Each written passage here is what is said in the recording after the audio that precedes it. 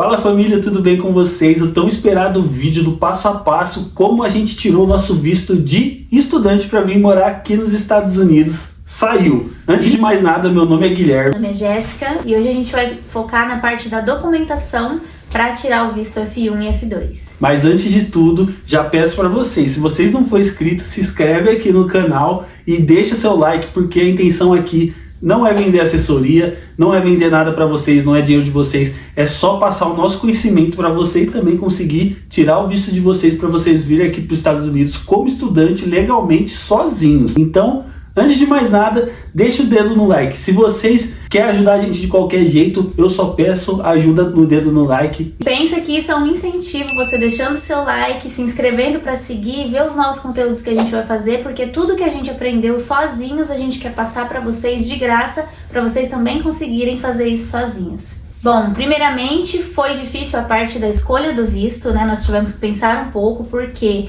nós temos a cidadania italiana, o que dá direito a um programa de isenção de vistos, né? Que é o ESTA, que facilita um pouco as coisas, porém esse visto, essa autorização, ela é específica para pessoas que têm cidadania, algum tipo de cidadania europeia, e só permite que você fique aqui 90 dias. E você não pode aplicar para nenhuma troca de status e nem nada. É isso que você tem. Uma facilidade por 90 dias.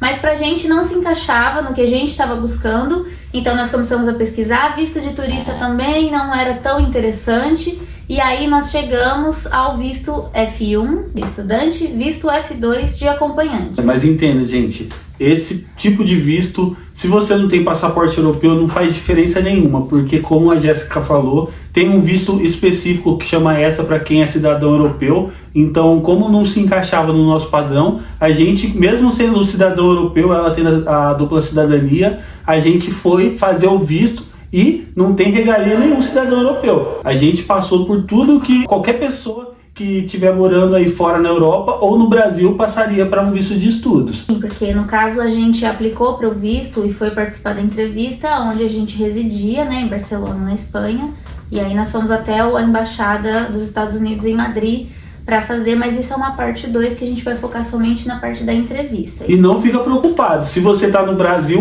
ou se você está na Europa e não tem dupla cidadania, esse vídeo serve para você também, principalmente para você, gente.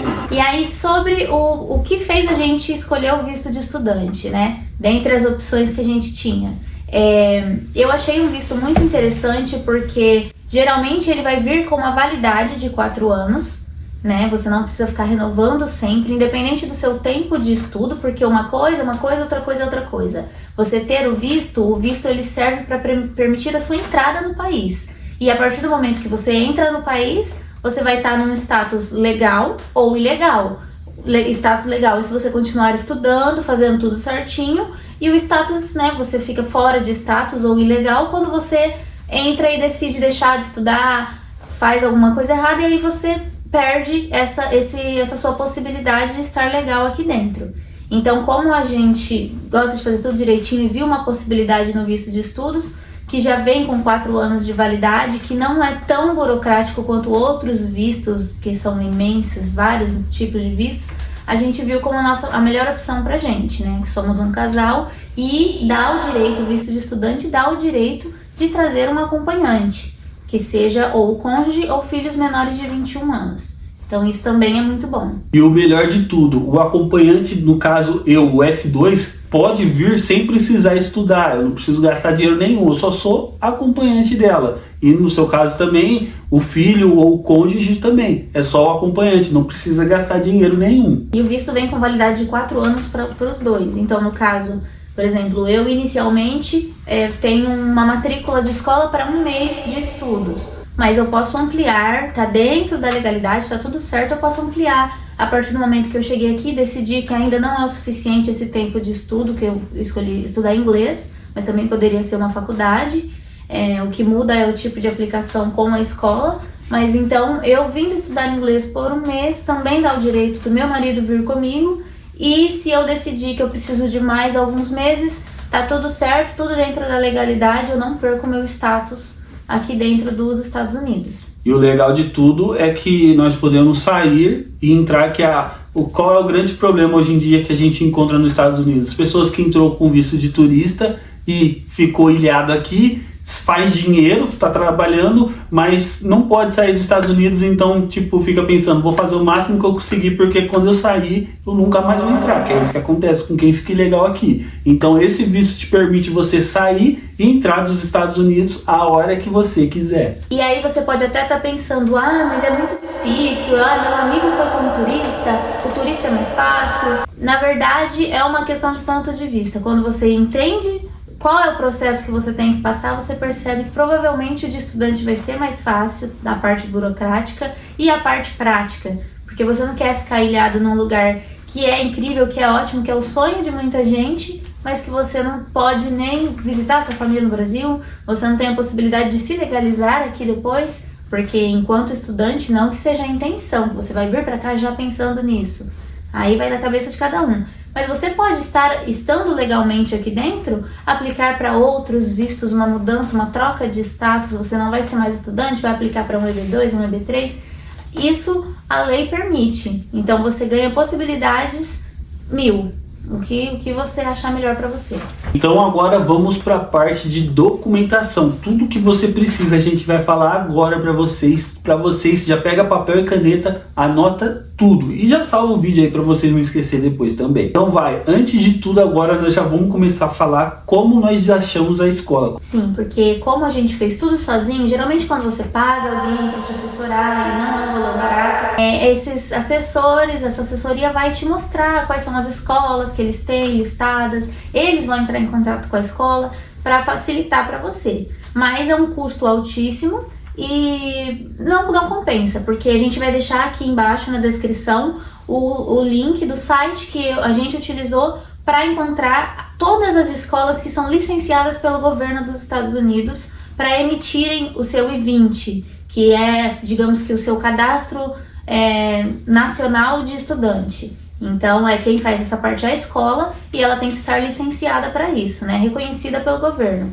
Então, a gente vai deixar aqui embaixo para vocês verem, tem inúmeras. No meu caso, eu vi escolas de inglês, né? Que ensinam inglês intensivo, porque existe essa regra. Se você vem para estudar menos de 15 horas semanais, você tem que aplicar para um visto de turista, que aí o turista também pode estudar se não for tão intensivo. E no meu caso, como eu queria o visto de estudante e uma imersão maior, é acima de 18 horas semanais de estudo.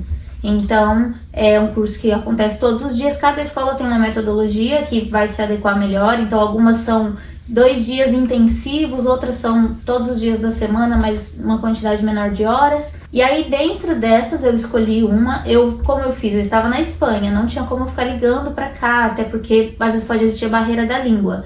Eu fiz assim, eu fui vendo quais tinham WhatsApp, quais tinham e-mail ou Instagram, páginas no Instagram, e entrando em contato com cada uma delas, perguntando qual era o valor da mensalidade, qual era o valor da matrícula, do material e a distância da onde eu queria morar. Nós estamos aqui no estado de Massachusetts, né? E todos esses filtros de lugar e de qual tipo de ensino você consegue fazer pelo site. Praticamente todo mundo que está assistindo esse canal, que está assistindo esse vídeo, é porque quer fazer desse mesmo jeito e a gente não gastou $1 com assessoria, a gente fez tudo certinho. E você tirando a assessoria, já vai uma boa parte de dinheiro que você precisaria, você já consegue economizar e fica muito mais acessível para você fazer esse visto de estudo sozinho. Assim, com relação às escolas, como eu disse, se adequa a qualquer tipo tem vários tipos diferentes. Algumas escolas exigem que você estude no mínimo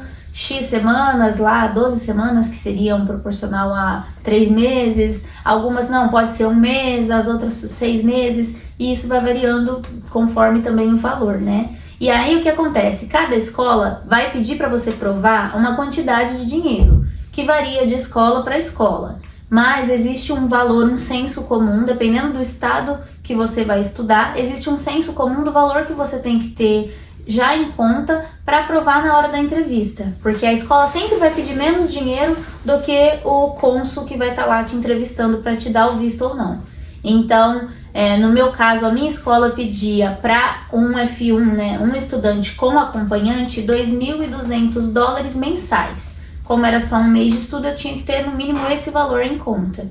Mas a gente sabe que no nosso caso aqui, como é um estado mais caro, que é bom ter pelo menos 3 mil dólares por mês em conta para um estudante com acompanhante. Então, o nosso caso, que a gente colocou que ia estudar um mês. Então, nesse mês a gente precisou provar 3 mil dólares. Se você colocar que você vai estudar 2 meses, você precisa comprovar 6 mil dólares. Então, quanto menos tempo, melhor. No nosso caso, a gente falou que ia estudar, ela falou que ia estudar um mês, então eles só pediram 3 mil dólares. E aí, depois que você estiver aqui dentro, você decide. Você pode mudar de ideia, você pode querer prolongar o seu visto, ficar mais tempo, ou parar de estudar e sair depois dos Estados Unidos. Aí é com vocês. E aí você continua tendo que provar para a escola aqui dentro, por exemplo, eu decidi que eu vou ampliar meu estudo por mais um mês. Ok, então me prove que você continua tendo dinheiro para se manter. E aí, como eu disse, a escola pede 2.200, o consulado lá vai te pedir mais do que isso. Ele não vai te pedir, na verdade, ele não vai te pedir nada. É você que tem que saber o que você tem que levar.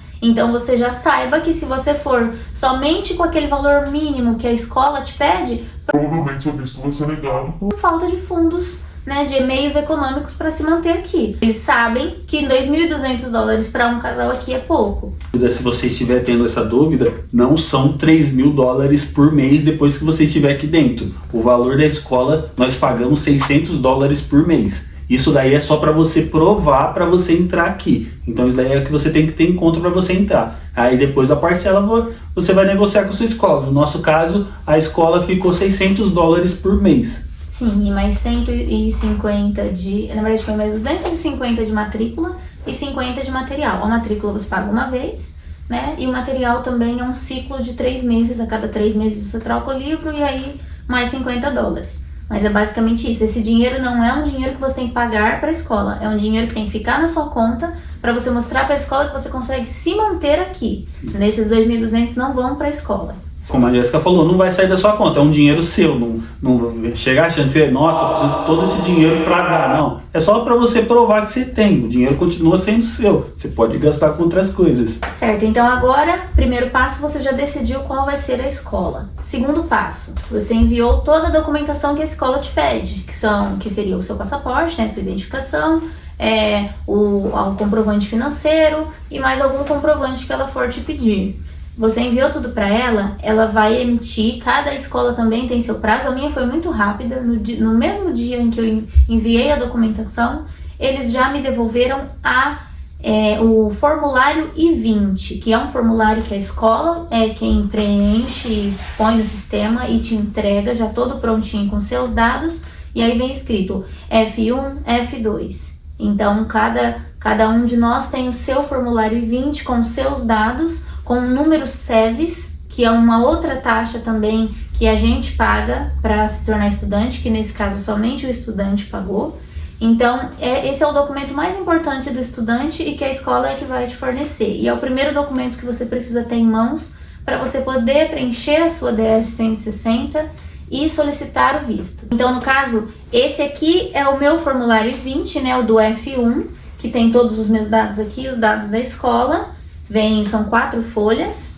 E aí depois aqui tem o do F2, que é o dele do acompanhante, que também vem os dados dele, mais os dados do estudante a qual ele está atrelado, né?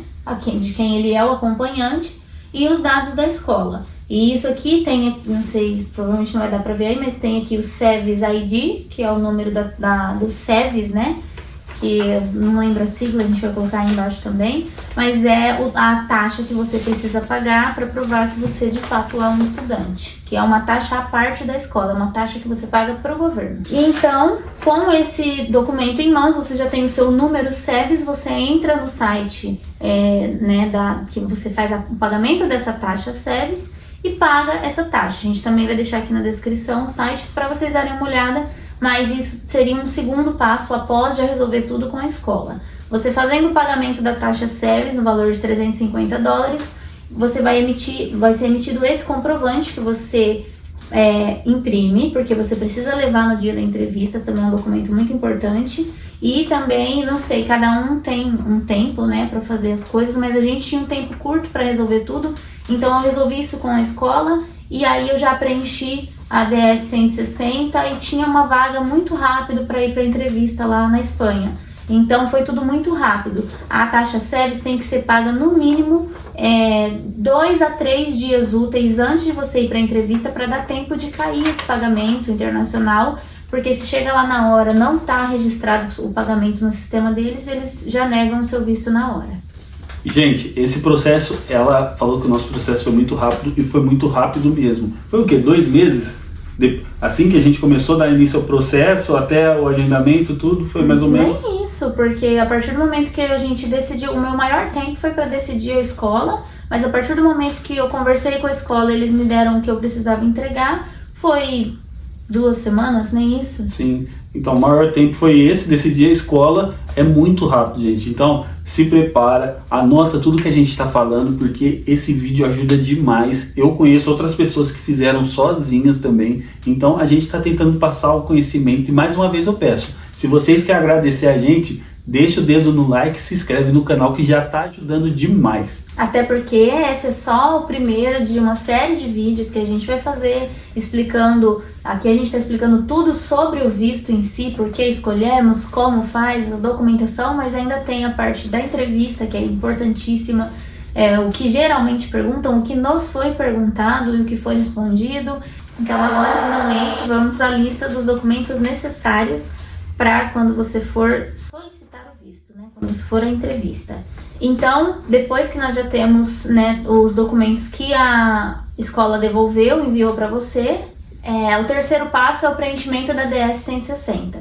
Então, esse é o formulário que você preenche online para poder ir lá solicitar o visto. Então, é o que vai ser perguntado para você. É extremamente detalhado, basicamente você vai explicar tudo da sua vida, onde você já esteve, o que você pretende, quem é da sua família, se você conhece pessoas aqui. É bem extenso, eu mesma levei 2 dias para preencher tudo, eu ia preenchendo e salvando, porque é fácil de você se perder. E se você preencher alguma coisa errada e depois não conseguir provar lá o que você falou na DR 160, o visto já está negado. Inclusive, se vocês chegaram até aqui, já comenta aqui embaixo se vocês querem que a gente faça um outro vídeo explicando como funciona a DS 160 para vocês, se a gente faz um vídeo ensinando vocês a preencher a DS 160, e comentem aqui também se vocês querem um vídeo com as perguntas lá no consulado. O que o cônsul perguntou pra gente? Então, a partir do momento que você preencheu essa DS 160, com os dados da escola, inclusive, com todos os dados que precisa lá, vai ser gerada uma confirmação de que você preencheu essa DS 160, e aí a partir disso você já pode pagar as taxas e agendar, né, a sua visita ao consulado. Então, os documentos necessários são os passaportes originais e válidos, né, de ambos, os que estão solicitando o visto, as confirmações de que você preencheu a DS 160, que é esse papel que vai ser gerado ao final, com um código de barras a sua foto. Na verdade, pra gente nem pediram lá na hora, mas é bom levar, eles pedem para ser levado. O formulário I-20, que foi esse que a escola enviou, já assinado, porque tem a parte embaixo que você assina. A taxa SEVES, que seria essa taxa que eu falei que a gente paga para o governo, que foi $350, que só eu paguei, que é só o estudante que paga, e que eu mostrei também o recibo. É bom levar esse recibo também, comprovando, para o caso de ter dado algum tipo de erro lá. O recibo de pagamento da taxa do visto, porque você, a partir do momento que você preencheu tudo para agendar a visita, né, a entrevista, você tem que pagar $185 cada um, né, que está solicitando o visto. Então, você emite esse recibo de que foi pago, por acaso não tenha caído o pagamento até lá, alguma coisa assim, é bom se resguardar. A carta de aceitação da escola, que geralmente quando a escola envia o I-20, ela também envia essa carta de aceitação, falando que deu tudo certo, que você está matriculado lá. A certidão de casamento original e traduzida. No nosso caso, a gente não precisou traduzir a certidão de casamento, porque a nossa já era transcrita na Itália e já era num formato plurilingüe, que eles falam em várias línguas, então não teve necessidade. Mas é bom você sempre facilitar, né? Sim. Quanto mais você puder facilitar a vida do cônsul que está lá, melhor. E 2 fotografias 5x5, né, formato passaporte, recentes, né, uma de cada um. Lá na hora eles não vão ficar com essa foto, eles vão só escanear, mas é essa foto que vai sair no visto. Então é importante que você leve, porque senão também lá na hora você vai ter que correr atrás de algum lugar para tirar foto.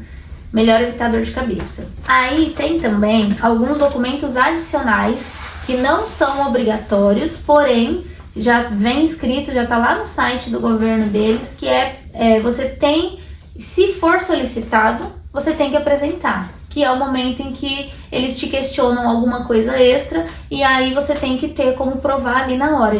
Você não pode entrar com o celular, você não pode usar celular lá dentro. Então você vai, peraí, deixa eu tirar o celular e te mostrar o comprovante do banco.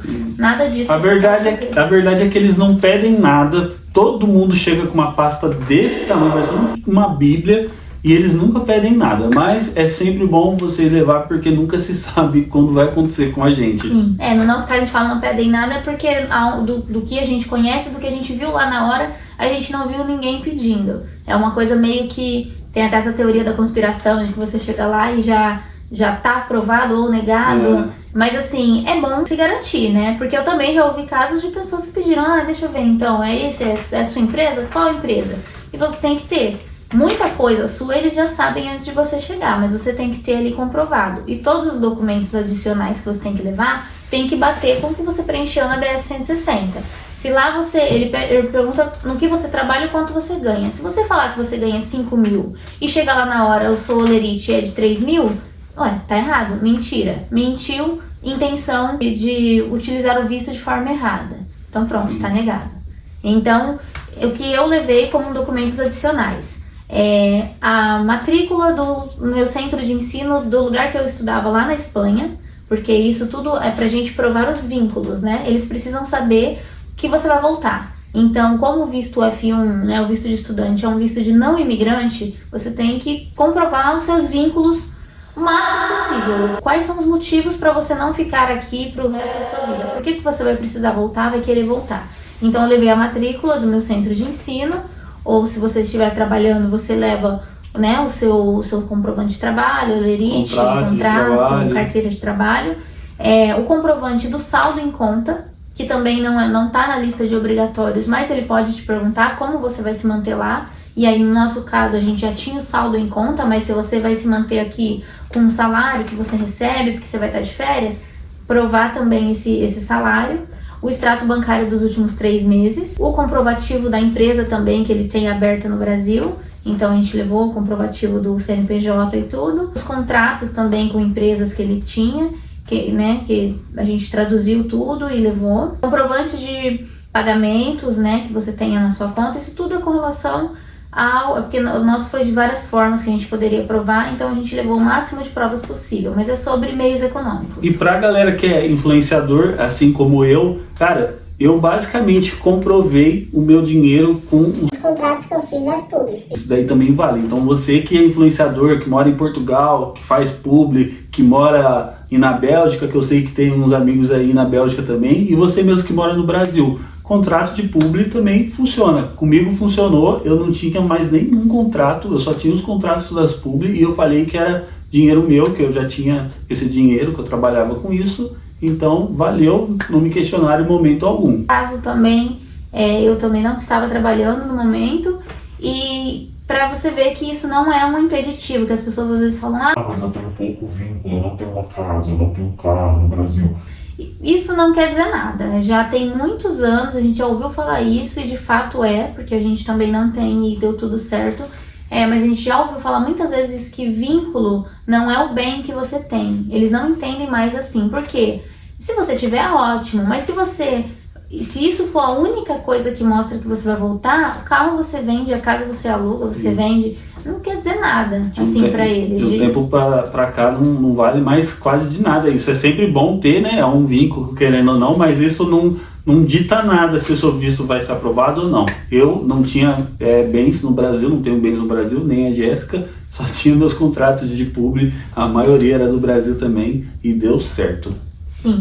E aí a gente também levou nossos passaportes antigos, porque como a gente teve uma alteração no sobrenome por conta da cidadania, que eu tive que fazer uma retificação, a gente emitiu novos passaportes, e os passaportes antigos eram os que estavam com todos os nossos carimbos das viagens que a gente fez, o que é uma coisa que conta muito. Lá na DS você tem que preencher quais são os países que você já visitou, e isso mostra que você é uma pessoa, te torna uma pessoa com um perfil de viajante ou não.